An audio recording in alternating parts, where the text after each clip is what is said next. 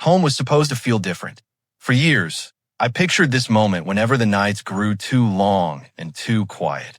I imagined opening my front door, dropping my army bag on the floor, and hearing Claire laugh before wrapping her arms around me. Instead, I unlocked the door and stepped into a house that didn't feel like mine anymore. The air carried the smell of fresh lemon cleaner instead of dinner. Every picture sat perfectly straight. Every pillow rested exactly where it belonged. It looked like a model home, not the place where two people had promised to grow old together. My duffel bag slipped from my shoulder with a dull thud. Claire, my voice echoed through the hallway. A moment later, she appeared from the kitchen, wiping her hands on a towel. You made it. That was all. No smile, no hug, no running into my arms after 2 years apart. She stood a few feet away, almost like I was a visitor who had arrived too early. I waited. Maybe she was nervous. Maybe she needed a second. The second turned into 5. Finally, I closed the distance myself and wrapped my arms around her. Her body stayed stiff. One gentle pat landed on my back before she stepped away. You must be tired. I missed you. A tiny nod. I'm sure you did. Those words should have hurt. Instead, they scared me because they sounded empty. Dinner waited on the table. Roasted chicken, mashed potatoes, green beans. It looked perfect. It tasted like cardboard. Our forks scraped against the plates louder than our voices. I talked about the men I served with. She nodded. I mentioned coming home for good. Another nod. When I asked about work, she answered with one sentence before staring back at her plate. The silence between us wasn't uncomfortable. It was familiar. That frightened me even more. Months earlier, while I was still overseas, I had noticed the change. Our video calls became shorter. Sometimes she claimed she was busy. Sometimes she forgot completely. Messages that once filled my mornings turned into one-line replies. Take care. Busy today. Talk later. Later rarely came. I blamed the distance. I blamed the time zones. I blamed myself. Love wasn't supposed to be easy across thousands of miles. Still, anniversary number 6 came and went.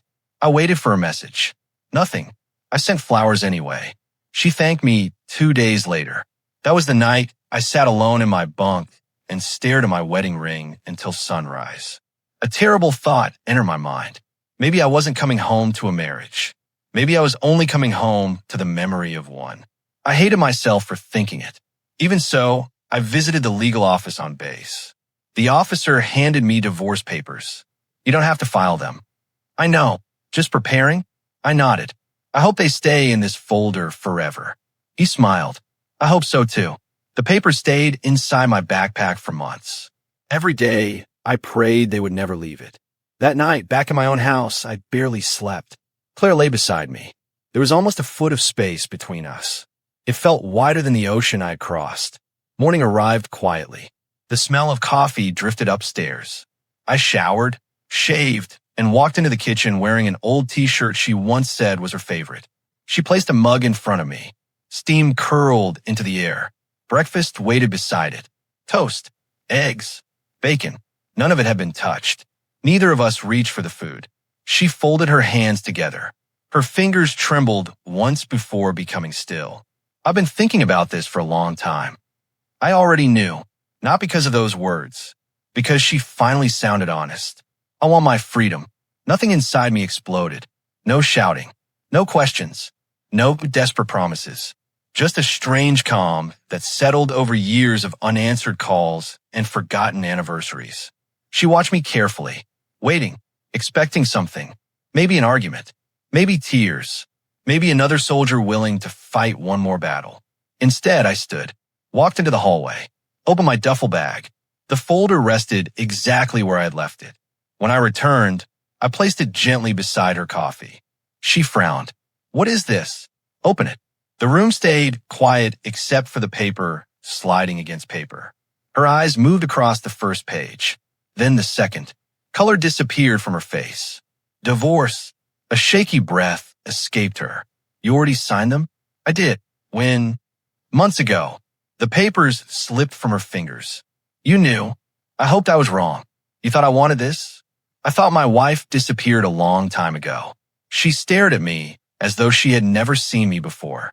I wasn't planning. You were. The words came softly. No anger. No blame. Only truth. You just thought I'd fight harder. Her lips parted, but nothing came out. The confidence she carried into the kitchen disappeared piece by piece. She expected me to beg. Instead, I had arrived prepared to let go. I don't understand. I do.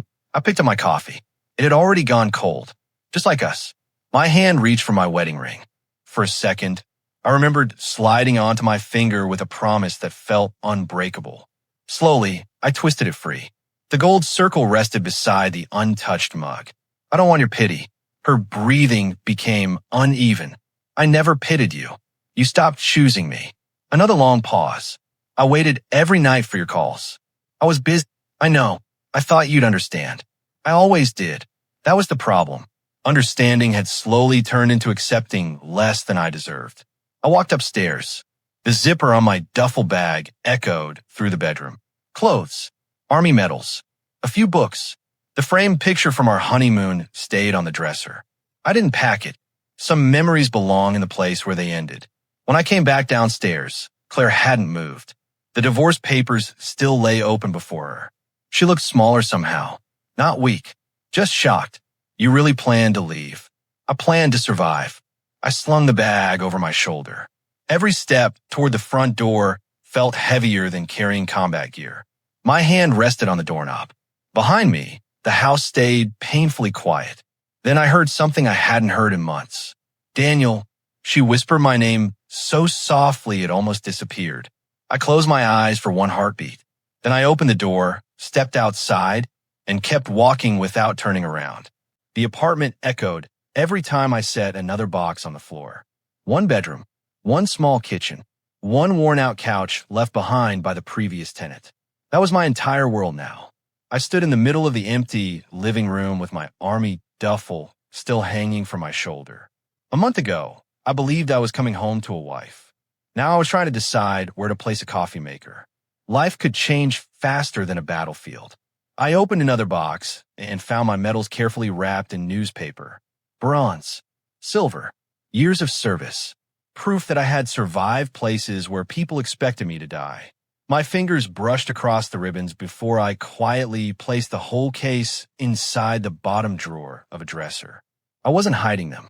I simply didn't want every morning to begin with memories of war. The drawer slid shut. Maybe that was the first step toward building a different life. A knock pulled me away from my thoughts. Before I reached the door, a cheerful voice came through it.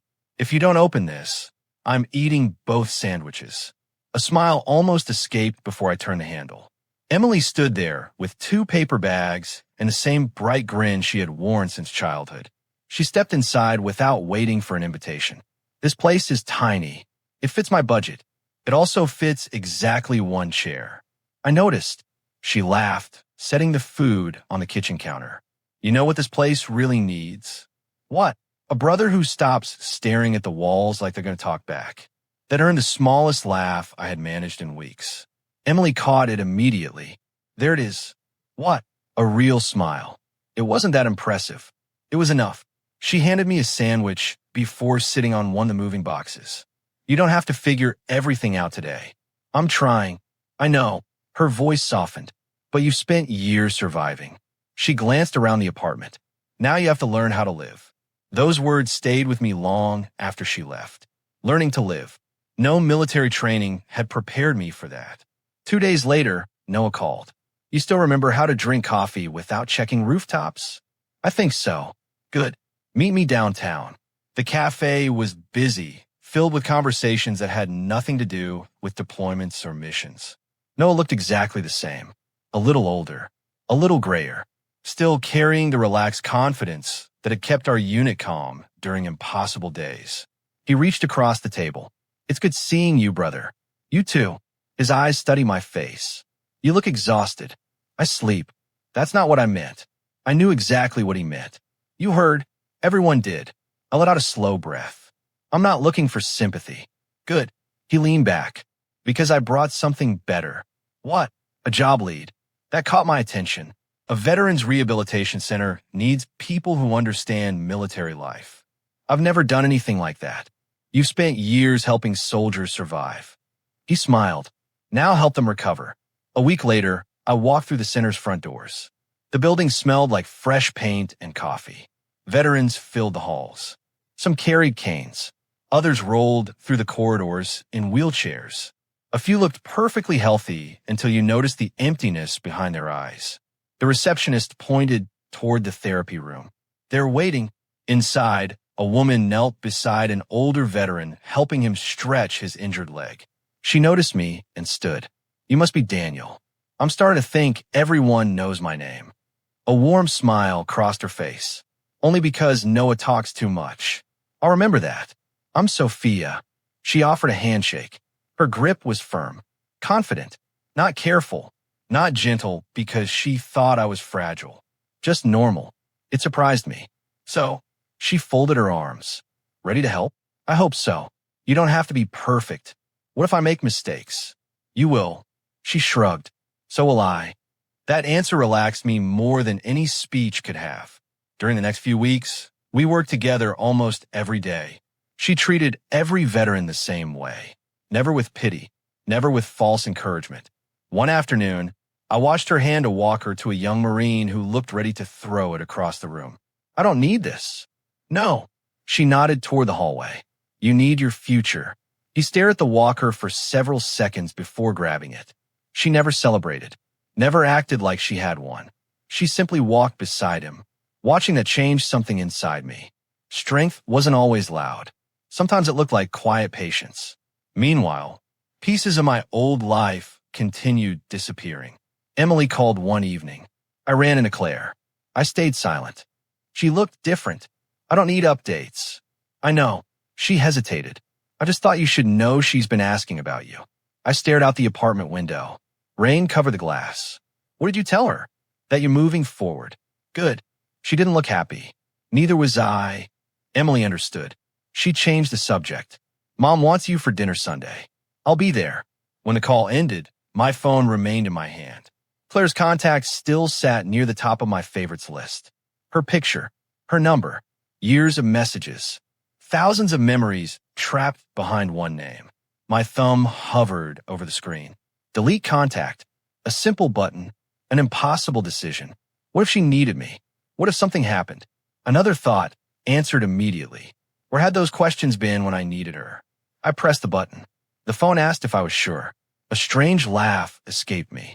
It had never asked whether I was sure before sending me into dangerous places. But it questioned this. Yes. The name disappeared. The screen looked strangely empty.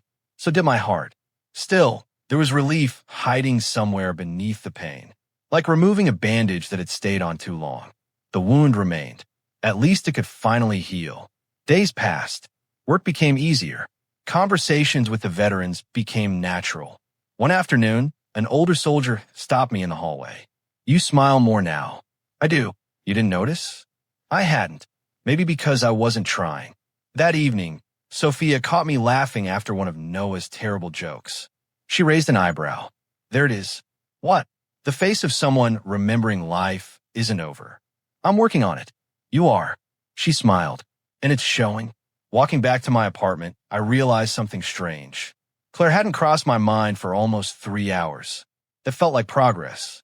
The apartment still looked small, still felt lonely, but it no longer felt like punishment.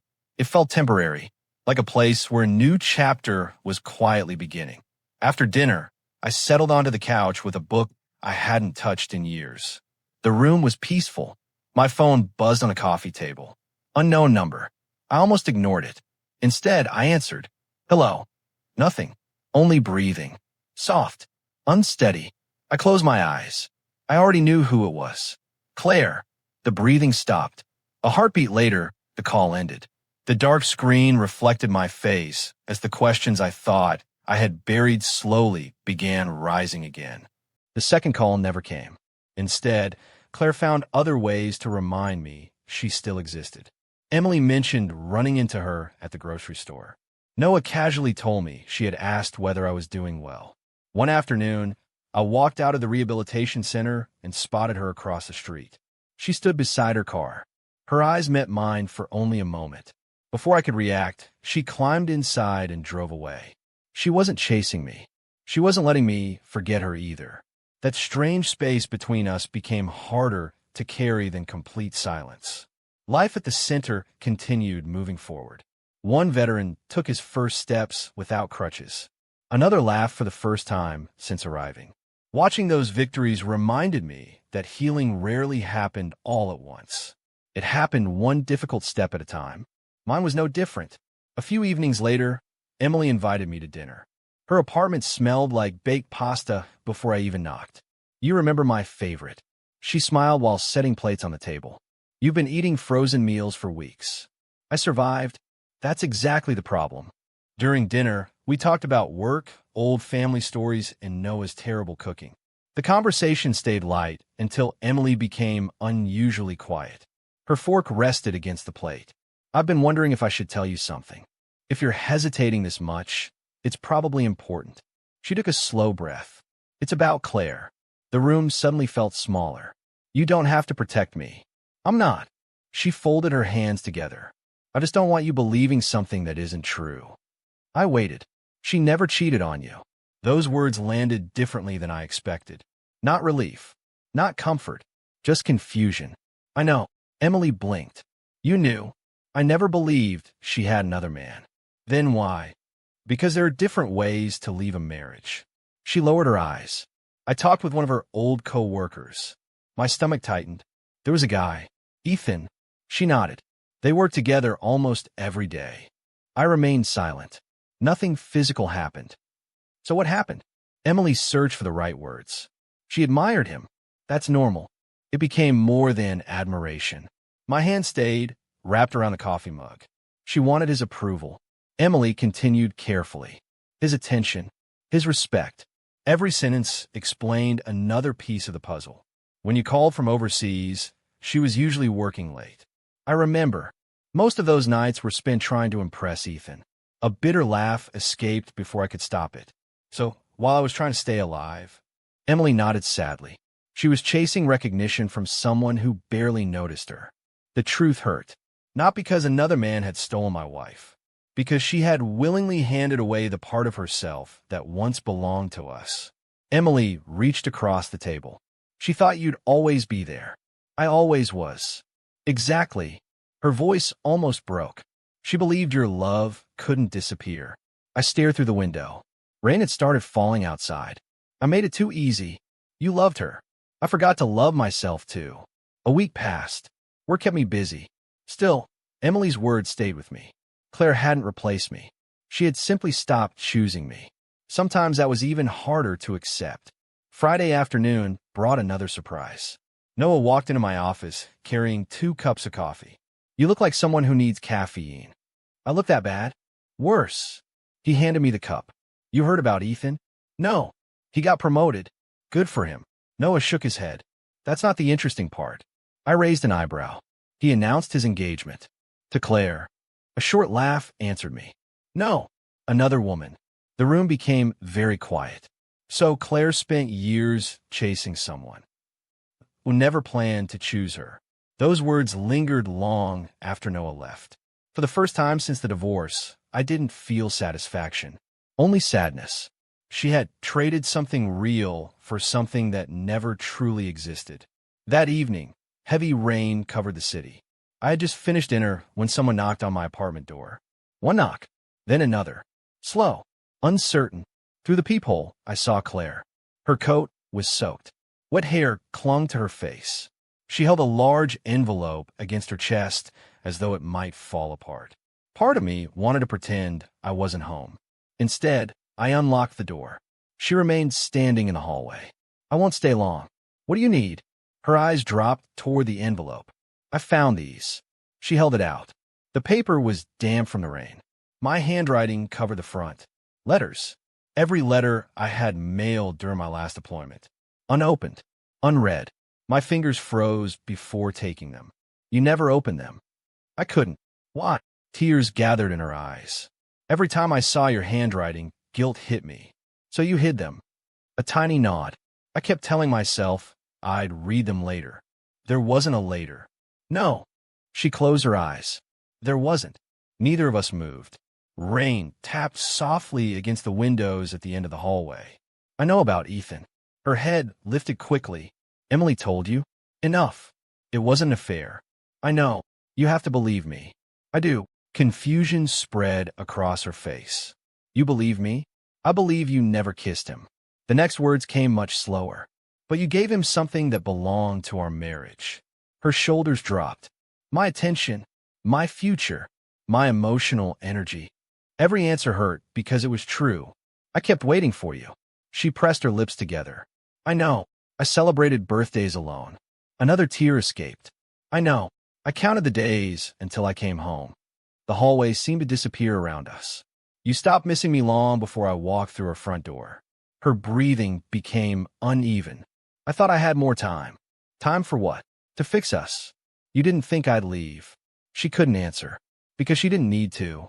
The answer had been written into every missed call, every forgotten anniversary, every unread letter now resting in my hands. I survived explosions. My voice remained calm. I survived losing friends.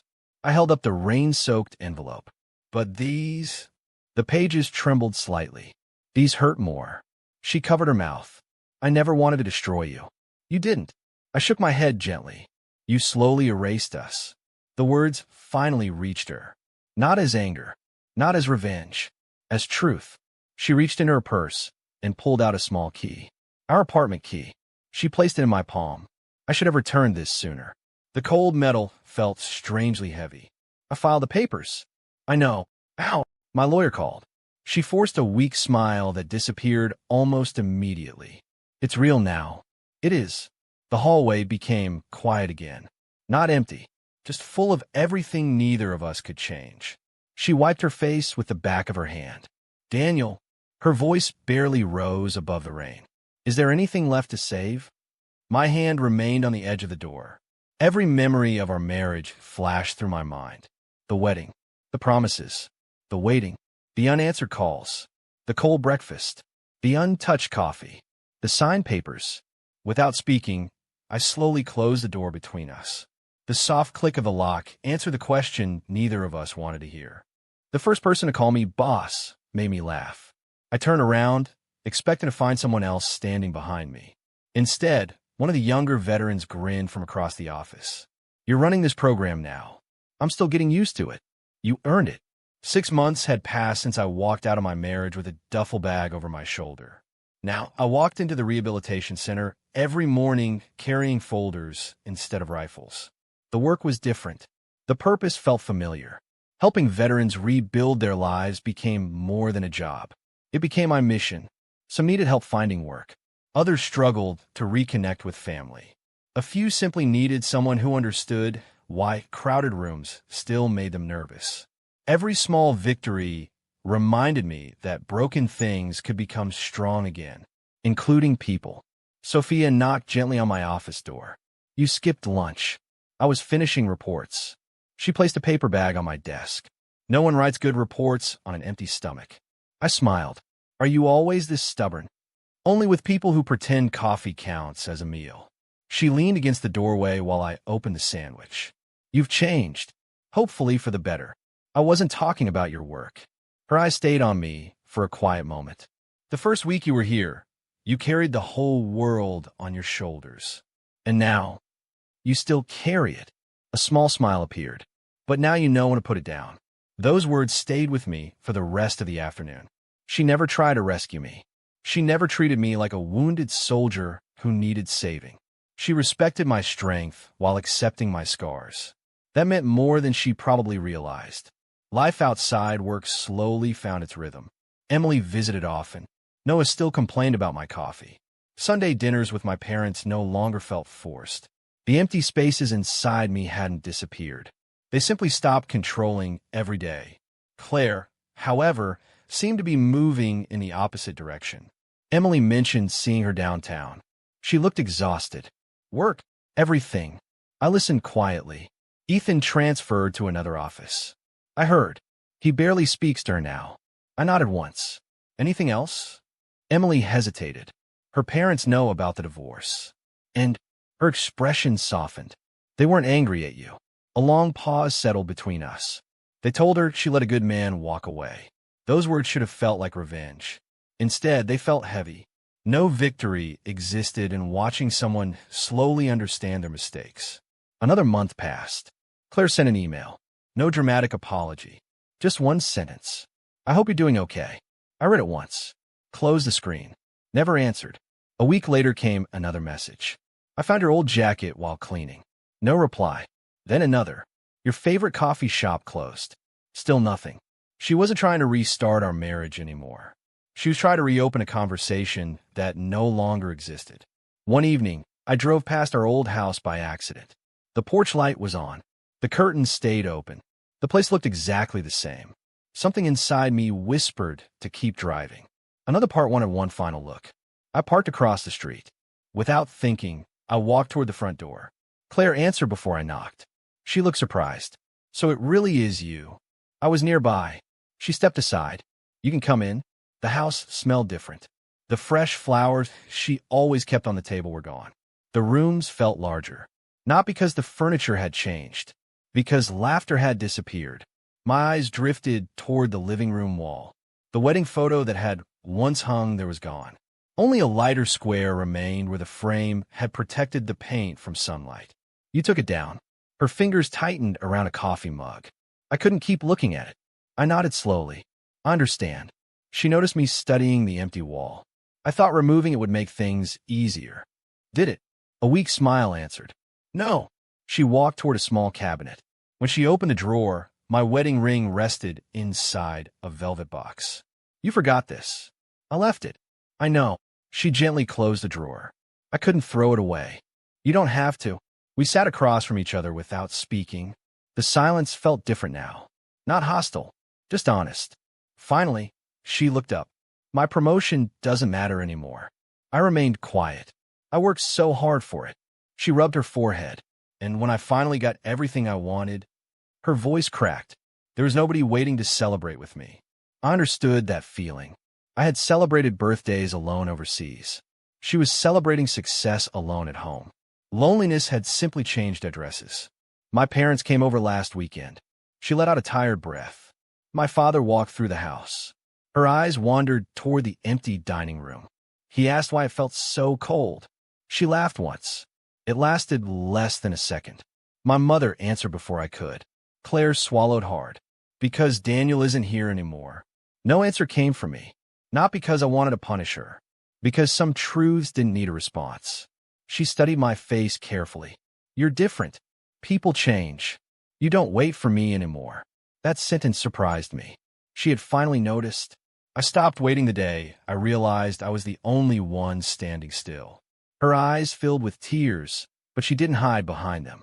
I thought your love would always be there. It was. And I treated it like it couldn't disappear. You treated it like it didn't need care. She lowered her head. I know. When I stood to leave, she didn't try to block the door. She simply walked beside me. I don't expect another chance. I'm glad. Her expression flickered with pain. Because I don't deserve one. The honesty in her voice almost made me stop walking. Almost.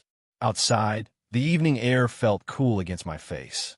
Behind me, the front door closed quietly. Not with anger, with acceptance. The following week, our rehabilitation center hosted its largest charity event of the year. Veterans, families, volunteers, and local businesses filled the hall. Sophia adjusted my tie before the opening speech. You still hate wearing these. They're worse than military uniforms. She laughed. I'll pretend I didn't hear that. Noah waved from across the room. Emily carried donation boxes toward the entrance. For the first time in years, I stood surrounded by people who wanted me there. Not because they needed something from me, because we had become part of each other's lives. The evening ended with applause echoing through the hall. As guests slowly drifted toward the parking lot, I gathered my notes and headed for the exit. Then I stopped. Claire stood just outside the doors. She held her coat tightly around herself, her eyes searching until they found mine. She didn't step closer right away. She simply waited. When I reached the entrance, her voice came softly. Please. A careful breath escaped her. Give me 5 minutes before you leave forever. The parking lot had almost emptied by the time I stepped outside. The laughter from the charity event faded behind the closed doors. Cool night air settled around us. Claire stood beneath a streetlight, twisting her car keys in her hand. She looked nervous, not because she feared my anger, because she no longer knew whether she still had a place in my life. You wanted 5 minutes. A quiet breath escaped her. I'll only take what you give me. Neither of us hurried. After everything we had survived, rushing this moment felt impossible. She glanced toward the building behind me. I heard your speech. I didn't know you were there. I stayed in the back. A faint smile crossed her face before disappearing. You looked happy. The word lingered between us. Not painful, just unfamiliar. I've had time to rebuild. I can see that. She lowered her eyes. I wanted to tell you the truth. You've already told me some of it. Not all. I waited. She took a slow breath, almost like someone preparing to step into deep water. I never stopped loving you. The words landed softly. Months ago, they would have shattered me. Now they only made me sad. You don't have to say that. I do. Her fingers tightened around the keys.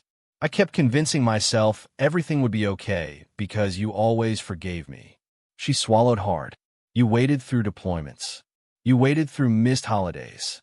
You waited through lonely nights. Her voice grew quieter. So I believed you'd wait through this too. I stayed silent. There was nothing cruel in her confession, only painful honesty. I didn't wake up one morning and stop loving you. She brushed away a tear before it could fall. It happened little by little. Work became everything. I chased promotions. I chased approval. I kept telling myself I was building a better future for us. She laughed without joy. I forgot there wasn't an us anymore. A car rolled through the parking lot before disappearing into the night. The sound gave both of us a moment to breathe. I thought you'd fight. Her eyes finally met mine. Every other time we struggled, you were the one who held us together. I was tired. I know. I couldn't keep carrying both of us. Another long pause settled between us. This one didn't need to be filled. She already understood. I expected an argument. A weak smile touched her lips. You handed me divorce papers instead. I prepared them because I was afraid. You were right. No. I shook my head gently. I wish I had been wrong. That answer seemed to hurt more than anything else. She nodded slowly. I deserve that.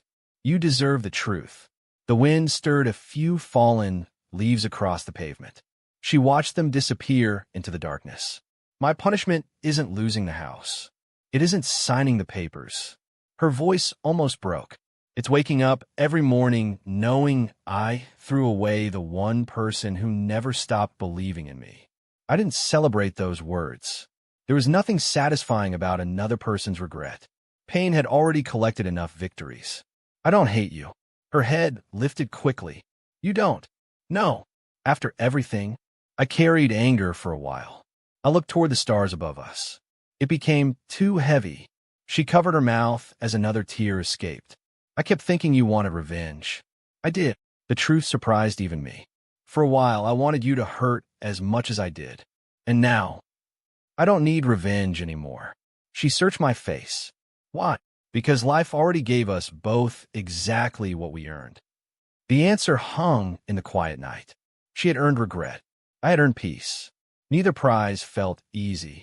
I want to thank you. Confusion crossed her face. Thank me? You gave me beautiful years. I smiled sadly. You also gave me painful ones. I needed both. She listened without interrupting. The man standing here isn't the same soldier who came home expecting someone else to make him happy. I reached into my pocket and wrapped my fingers around a small metal object. The new key to my apartment. The place where I had learned how to start again. I finally learned that self-respect isn't selfish. It took losing everything. A shaky breath escaped her. I'm proud of the man you've become. I wish we had both become better before we lost each other. So do I. The words carried no blame, only acceptance. She reached into her purse one last time. A small velvet box rested in her palm. I brought this. She opened it. My wedding ring rested inside. Golden. Untouched. Waiting. I thought maybe... Her voice faded. You should have it. I looked at the ring for several seconds. It had once meant forever. Now it meant a lesson I would never forget. Slowly, I closed the box and gently pushed it back toward her. It belongs to the past. I can't keep it. You don't have to. You should leave it behind. She stared at the ring before closing the lid again. This time, she understood. It wasn't just a piece of jewelry. It was goodbye. Take care of yourself. The words came naturally, not because I wanted distance, because I genuinely hoped she would heal. She nodded. You too. Neither of us reached for a hug.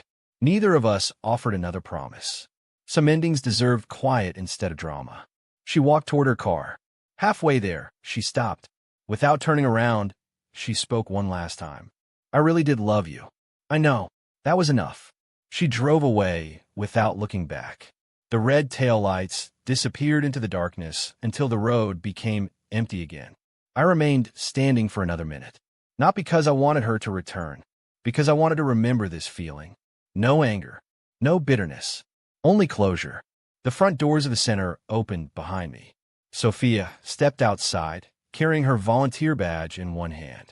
I didn't want to interrupt. You didn't. She studied my face carefully. Are you okay? A slow breath filled my lungs. Yeah. You look lighter. I think I finally put something down. She smiled gently. Ready to head home? Home. The word no longer reminded me of a house I had lost. It reminded me of the life I was building. Together, we walked toward the parking lot. Not hand in hand.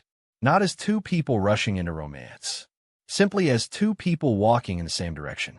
When I reached my apartment later that night, I unlocked the door with the new key.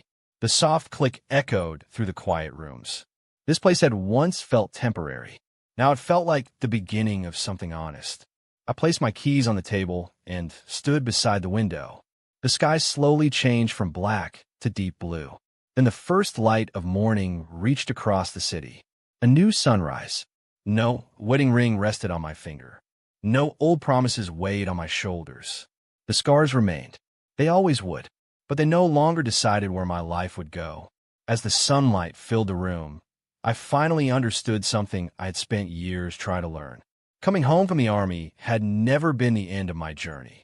It had been the beginning of becoming the man I should have been all along. A man who understood that love could survive hardship. Love could survive distance. Love could even survive heartbreak. But love without respect was a battle no one could ever truly win.